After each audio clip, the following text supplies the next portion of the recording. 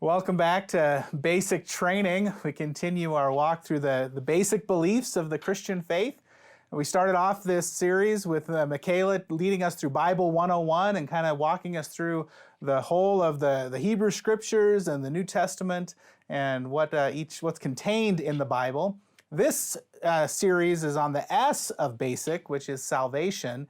For the A, each letter means something. The A was adoration, and we had a journal during the season of Lent to just teach us how to love the Lord our God with all our heart, mind, and soul. If you would like a copy of that journal, just let us know. We can send that to you. But today we're going to start the S, salvation. How does God save us? Who is God? Where does God come from? And that's what we want to talk about today. You can think of this as kind of a course in theology, but I don't want to just give you knowledge for your mind, but I want to give you something for the heart too. I mean, the reason we're doing this is so that it will help people develop a relationship with God, to develop a saving relationship with Christ. And so as we go through that, we're hoping to answer some of those basic questions that people have. But we have a purpose, we have an intent. We want you to come to faith, to know Jesus as your Lord and Savior. So let's get started with the S, with salvation. As Christians, we say that we believe in God the Father Almighty, creator of heaven and earth. And those are two big statements right there. We believe that there is a God, and we believe that God created this world, this universe. Everything that we know and see comes from this God. Can we prove it? Can we prove either of these things? No, we can't prove them. They're called beliefs for a reason. But that doesn't mean that we don't have evidence for these beliefs. There are reasons that we've come to believe that there is a God, reasons that we've come to believe that God created this world, that He is the source of all things. So let's start there. How do we know that there's a God? What evidence can we present that God exists? And there are many different arguments for the existence of God, and I'll go through some of them with you. But I think the most powerful one that I have is personal testimony. I mean, in a court of law, when you're trying to persuade people of something that happened, your best bet is to have eyewitness accounts, people who have experiences and can share their story. And I have my experience with God, and I can share what I know about God, how God has spoken to me. I mean, I've been woken up in the middle of the night with God saying something to me or giving me a dream or a vision. I've had many experiences through my life where, sometimes it was a subtle voice that I felt God was nudging me toward, or an action I felt God wanted me to take. And sometimes it was a much more powerful experience where I felt God was right there with me. I know God, and I want you to know God as well. And we have not just my testimony, but the witness of many people throughout history who have their own experience with God. Millions of people know God and can share their stories. And probably you've had your own experience with God too, that you could share that story with others. I'll tell you just one of my stories. I remember when I was in college, I was driving back home and thinking about how good my life was, how happy I was. I mean, if you have complaints in college, I mean, that's living the dream right there. I was driving back and I all of a sudden felt this presence in the passenger seat. And it was the presence of God, this holy presence, this just overwhelming other that was just right there while I was driving. And God started to show me my sins, started to kind of show me that, I thought my life was perfect. And then I started to see one by one the things that I wasn't doing right, the way I wasn't following God, the way I needed to amend my life. And I started feeling very guilty and convicted. And, I was in the presence of something holy and I started to cry, which if you know me, that's not a good thing because I already have small eyes. And so when I cry, I can't see and I'm trying to drive. And I keep driving, and then it's like the voice of God changed. And I started hearing God say over and over to me, in light of my sins, in light of my imperfections, I love you, I love you, I love you, over and over again. It overwhelmed me. And again, I was crying, and I looked for the nearest exit because I was feeling a little unsafe on the road. And I remember stopping at a Burger King and getting out to get lunch and standing in line thinking, that was the most amazing experience I've ever had. And that's the kind of stuff I've only read about. That'll probably never happen again. And then I got back in the car, and it was like that presence was there again. And this time, God was saying, I've picked you. I've picked you for 45 minutes all the way home. And I just wept as I was in God's presence. And I've had other experiences like that where God just spoke to me, was with me. I know God. And I want you to know God too. Millions of people have their experiences to share. In the church, we call some of these people saints, people who've had their own unique experience with God and have shared them with the world and tried to live their lives following God's commands. And we listen to their stories to learn more about God. But we also have the Bible. And we've gone through that in basic training already, but the Bible is full of people who had an experience with God, who experienced God telling them things and wanted to share that story with others. And the truth is, most people have experienced God in one form or another. Anthropologists say that we are homo religioso, that we're religious people by nature. There's something about us where 90% of the world's population believe in God in some form or another. They might not name that as God, they might call it the universe or something else, but we are made to believe in a divine being, to believe in a supernatural power who lives in a spiritual realm. I mean, you've probably had experiences like that, even if you're not a Christian or don't claim that title. Even if you would never say, I believe in this thing called God, I bet you've cried out to the universe. I bet in times of difficulty and hardship, you've said a prayer. You might not call it a prayer, but you've asked for help from somewhere outside of yourself. You know, we start to look at our own existence and wonder, why am I here? I bet those questions have gone out expecting an answer from the divine, from God. People are religious because we are made in God's image, and we want to get back to the one who made us. There's something in our soul that drives us to find this God who created us. And we'll talk more about that later. There are other arguments for God too. Philosophers have long sought to figure out the origin of just the theory of cause and effect. You know, we know that everything has a cause. You know, babies have parents, and those parents have parents, and it goes all the way back. And philosophers and others have thought, well, where did it start? You know, where is the beginning of all this cause and effect? Scientists do this too, as they look at the universe and they try to figure out where things came from. They come up with theories about the beginnings of things. And the scientific theory now is the Big Bang theory, you know, that there were particles in the universe that came together and exploded and sent the building blocks of the world, of the universe, scattered throughout the universe. But of course, the question for us is, well, where do those particles come from? And we would say that there has to be something that started all of it. And that something is God. Someone in our last class, the Bible 101 class, asked the question, well, where does God come from? What caused God? And that's when we say God, we mean the one who doesn't have a cause, the one who doesn't have a beginning. You know, Scripture talks about that there is no beginning to God, no beginning and no end, but He is the prime mover, the one who started everything. Another argument for the existence of God that has been particularly persuasive to me is the argument from beauty. You know, most of our experiences in life could probably be explained by evolution. We can look at what we do and how we behave in the world, and most of it can be traced back to evolutionary design. You know, that kind of answers the question. Maybe I gave it away too soon, that Christians have no problem with the theory of evolution, no problem with science. I mean, scientists are the ones looking most closely at the world and seeing what God created and trying to come up with understandings of it. This whole battle between Science and faith is a false fight that's been around for 150 years, but it's not something that we need to engage in. The two are not opposed to one another. Unfortunately, that's caused some people to lose their faith and other people to deny science. Both of those things have caused a lot of harm to us and to them.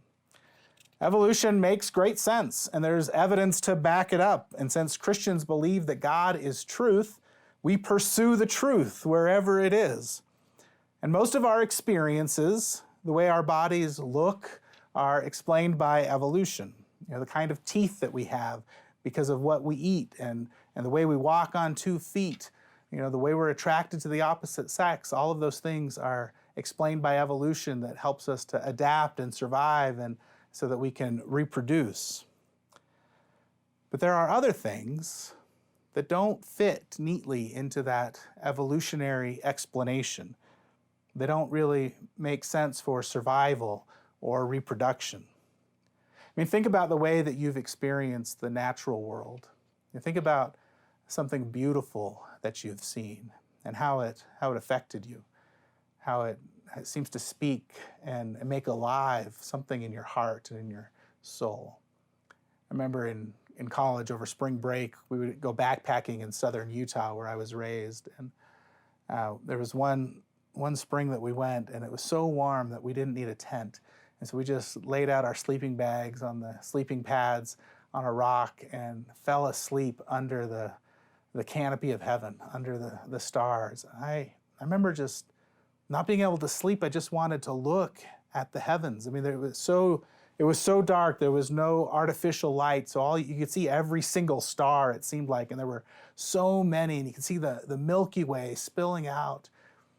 And it moved me. It awakened something in me. And what is that? Why did I want to watch that? Why did I want to look at that? What is it that made me see something as beautiful and be compelled and attracted to it? That doesn't help me survive. That doesn't help me reproduce. It's beauty. And it's because we believe that God created this world in such a way that we would be attracted to it, that we would see in it that there's something more than just what we see, that God was the one behind that, creating this world to draw us to himself. Think about sunrises and sunsets that you've seen. The same trip, I remember sitting on the edge of a red rock cliff and just watching the sun go down.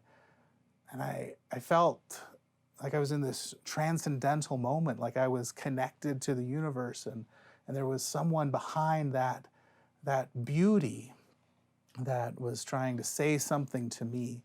That sunset was for me in some manner. One explanation is that there is a God who created this world and wants us to know him and has revealed himself through the beauty around us. He made this world that we might reach out to him and have friendship with God. He created a world that would delight our senses, not for some function, but out of love for us. This world is full of signposts pointing us to God. Paul says it this way in his letter to the Romans in the Bible. He says, ever since the creation of the world, his eternal power, divine nature, invisible though they are, have been understood and seen through what he has made. That feeling in our heart and soul when you see something beautiful and breathtaking, that feeling is your soul reaching out to God, wanting to know who made this, who could make something so beautiful, and who made me that would respond to it in this way. That's the argument from beauty. Another argument for the existence of God is the argument from design. When you're hiking in the mountains and you see a pile of sticks or a pile of rocks stacked one on another, you don't think, well, how did that happen naturally? Just the random acts of creation stacking these sticks or rocks up. No, you think someone else was here and someone put that there.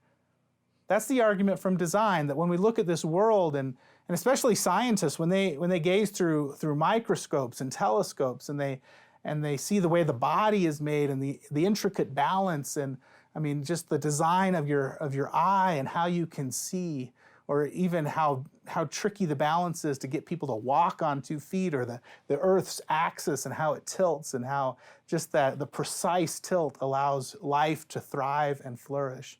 Now people look at that and they think, this is too exact, too perfect, too delicately balanced for it to be an accident. There has to be someone behind this.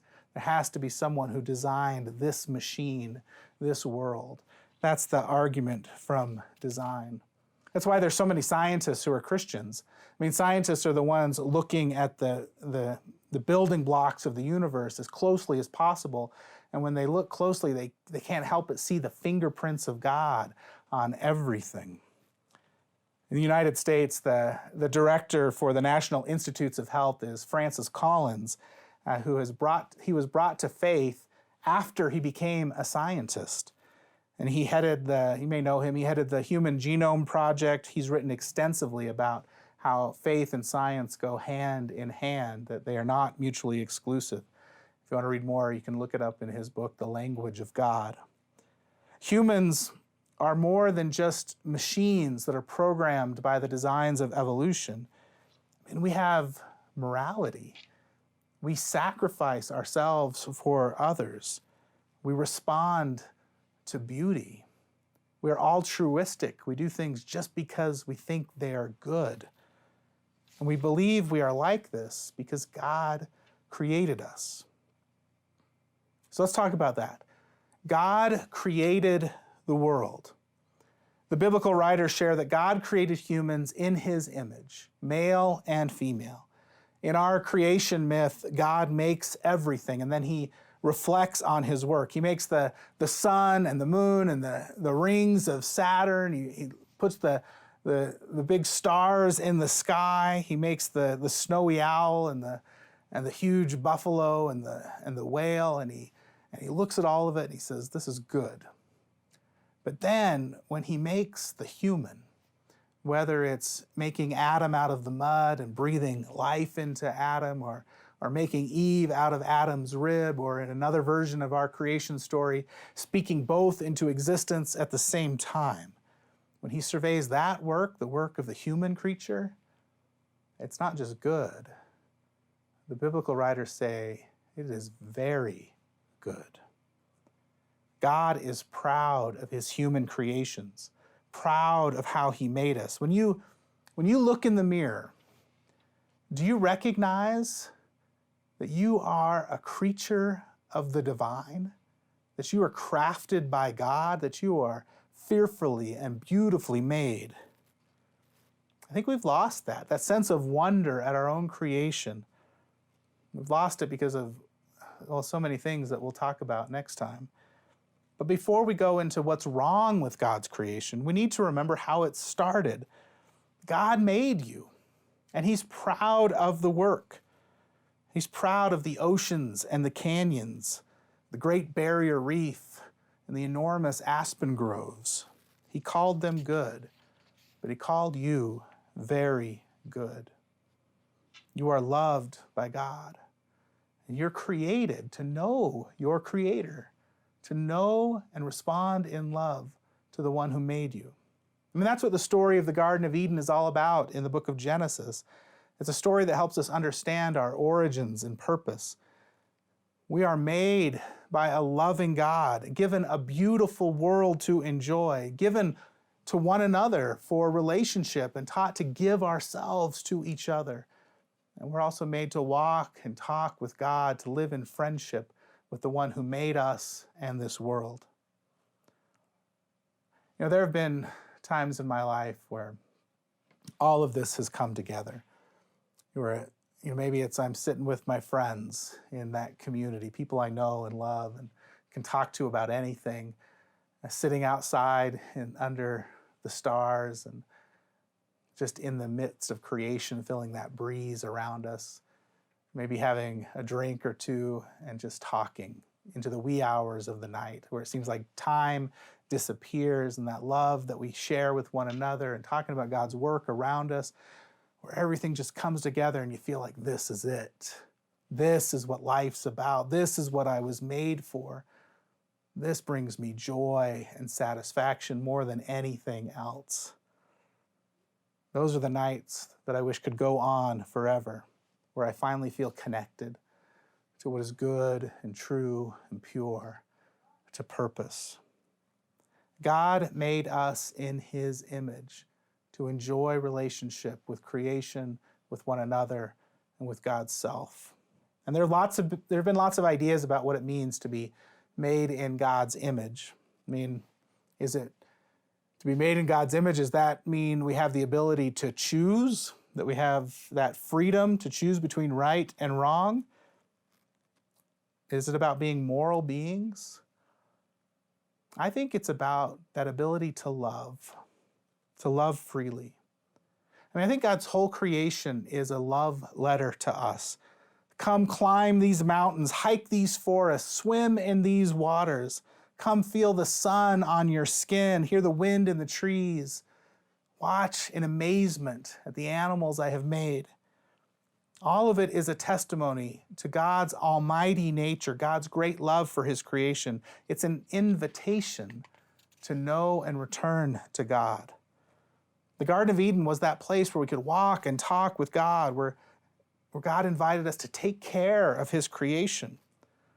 It's called the Garden of Eden. We're placed in the garden to work and tend for the creation.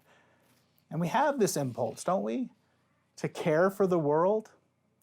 I was watching the news this past year, and there was that cold front that came into Texas and the Gulf of Mexico, and it made the water so cold that it shell-shocked the turtles. You remember seeing this? And what was the human response to that?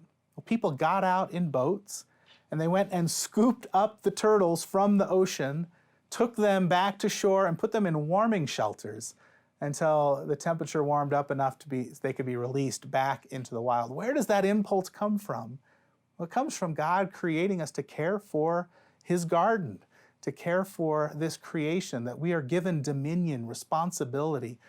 And sometimes people have interpreted that as power over, like we can do whatever we want.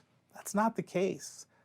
We're given responsibility to care for this world, to care for the animals. I mean, when you see a beached whale and people swarm the whale to water it down and try to get it back into the sea, that's us understanding our role is to take care of this world, to make sure that it works properly. I mean, that's why we respond to the climate change the way we do, because we understand our responsibility innately as humans to care for this world. We are made in God's image for caring for this world, for caring for the relationships with one another, and for relationship with God. And when those relationships are in sync, we feel fulfilled and connected. When they're not working, we feel the tension. We understand that something's not right, something's broken, and we want to get back to that true intention that comes from God. Unfortunately, this world that God created is broken. It's not the way God intended it from the beginning. And we know that intuitively. We know that there are parts that aren't working right. We'll talk about that next time. But today I want you to know that there is a God, that He made you, and He's proud of the work that He did, and He loves you, and He wants to know you, and this whole world is a gift to you to explore and enjoy and to give testimony to who God is, that you might know God. Let's finish with this passage from Isaiah chapter 6. It's a vision Isaiah had of heaven. He went into the throne room of God, and the angels were chanting, and this is what they were singing. Holy, holy, holy is the Lord of hosts. The whole earth is full of His glory. And I know you've seen that. The whole earth is full of God's glory. We'll see you next time.